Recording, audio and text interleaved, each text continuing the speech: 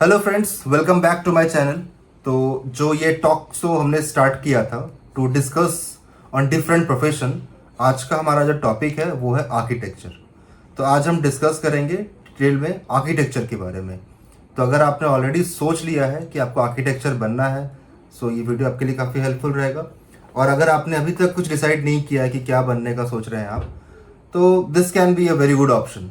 तो आप ये भी सोच सकते हैं कि हाँ, architecture is a very good option. Demanding है, काफ़ी पैसा है, ठीक है। तो जैसा इन जनरल जिस सीरीज़ में हम स्टार्ट करते हैं पहले हम बात करेंगे चाइल्डहुड बिहेवियर का। तो बच्चे में कैसा चाइल्डहुड बिहेवियर रहे या इंटरेस्ट कैसा रहे तो सक्सेस का चांस ज़्यादा हो इस प्रोफेशन में। सी, ये क्रिएटिव फील्ड है, राइट। तो द चाइल्ड, अगर वो बच्चा is curious about how things are made और हाउ थिंग्स आर बिल्ड, हाँ, he is interested in layout, design, art works और साइंस में, आर्ट्स में उसको इंटरेस्ट है, तो वो सोच सकता है कि हाँ ठीक है, architecture can be a good profession for him और her, whatever it can be. और अगर आप में इंटरेस्ट नहीं है तो आप इसको डेवलप करके देखिए। ड्राइंग थोड़ा बहुत आपको आना चाहिए। सी, आजकल तो सब सॉफ्टवेयर में होता है, बट फिर भी अगर आपके पास ड्राइंग का स्किल है, अगर आप ड्राइंग का लेआउट सोच सकते हैं, तभी तो सॉफ्टवेयर बना पाइएगा। तो ये क्रिएटिव प्रोफेशन है, बट काफ़ी अच्छा प्रोफेशन है। तो इस तरह का जनरल ट्रेट अगर बच्चे में मिलता है तो वो बच्चा इजीली सक्सेस अचीव कर सकता है आर्किटेक्चर के फील्ड में। रही बात अब सब्जेक्ट कॉम्बिनेशन की, तो आपको 11th-12th में मैथ्स और फिजिक्स कंपलसरी रखना है, ये तो रखना ही पड़ेगा आपको।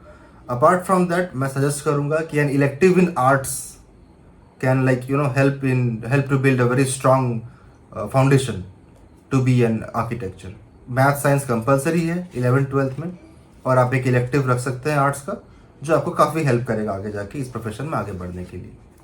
तो ये था हमारा चाइल्डहुड ट्रेट्स, ये था सब्जेक्ट कॉम्बिनेशन की क्या रखना है हमें। आगे हम डिस्कस करते हैं इस वीडियो पे कि how to get into colleges, college में कैसे जाना है आर्किटेक्चर का। सो ठीक है, सी, ये बीटेक से थोड़ा अलग है। इसको हम शॉर्ट में बी आर्क बोलते हैं, जो डिग्री होता है इसका, बैचलर्स इन आर्किटेक्चर।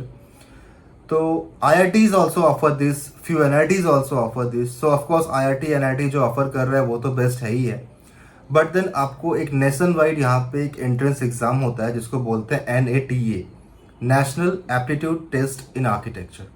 इसमें आपको अपेयर होना है। If you score a good marks you will get into good colleges. Apart from this, how to get into IITs, तो बहुत सिंपल है। अगर आपने JEE एडवांस क्लियर कर लिया है तो आपको एक और टेस्ट में अपेयर होना पड़ेगा, that is AAT, architecture aptitude test. आपने ये क्लियर कर दिया, then you can get into your dream IITs। तो इस तरह से होता है एंट्रेंस एग्जाम आर्किटेक्चर का। आपको मैथ्स में और फिजिक्स में स्ट्रॉन्ग फाउंडेशन बिल्डअप करना है। एक इलेक्टिव आप रख सकते हैं 11th-12th में आर्ट्स में।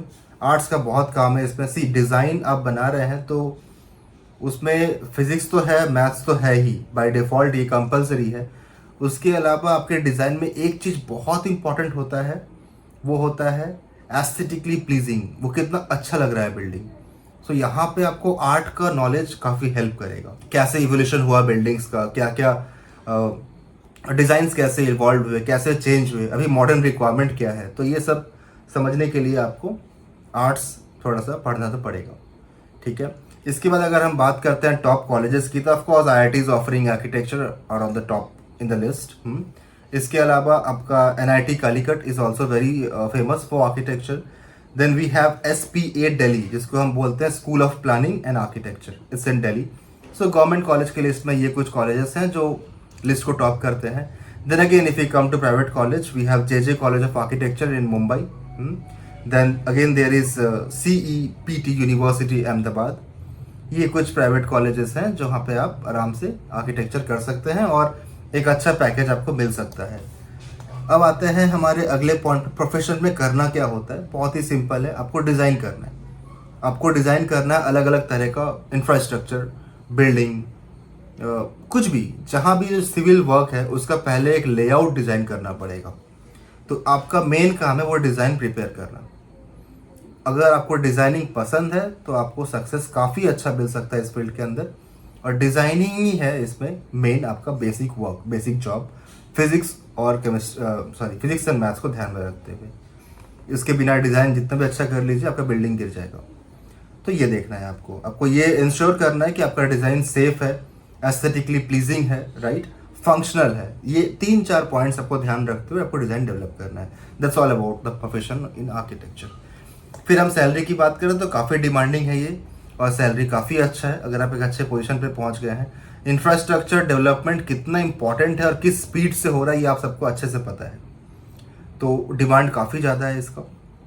कुछ चीज़ों पे अगर आप और ध्यान दे देते हैं इस प्रोफेशन की कॉलेज में रहने के दौरान, sustainability, right, green building, urban planning, ये सब कुछ ऐसे स्पेशलाइजेशन है, अगर आपने अचीव कर लिया इसको तो आपको और अच्छा अपॉर्चुनिटी मिल सकता है। सस्टेनेबल बिल्डिंग प्लान्स, ये अभी फ्यूचर स्कोप्स है। तो अगर आपने एक ऐसा बिल्डिंग बनाया सस्टेनेबल है, ग्रीन बिल्डिंग कंसेप्ट जो चल रहा है हमारे यहाँ भी आजकल वर्ल्ड वाइड फेमस है, तो सारे यही सोच रहे हैं कि कुछ सब सारे डेवलपमेंट्स को हम इस तरह फोकस कर रहे हैं आजकल कि जो एनवायरनमेंट को हार्म ना करे। तो आप जिस किसी प्रोफेशन में भी हैं, अगर आप इस तरह से कुछ इनोवेटिव सोचते हैं विदाउट हार्मिंग द एनवायरनमेंट, वो डेफिनेटली ज़्यादा डिमांडिंग भी होगा और आपको ज़्यादा सक्सेस भी उसमें मिलने का चांस बढ़ेगा। तो ये था हमारा प्रोफेशन आर्किटेक्चर के रिगार्डिंग। अगर आपको कोई भी क्वेश्चन या क्वेरीज हो इसके रिलेटेड और भी कुछ जानना चाहते हैं, सो प्लीज़ कमेंट पे लिखिए। Thank you so much friends, thanks for watching.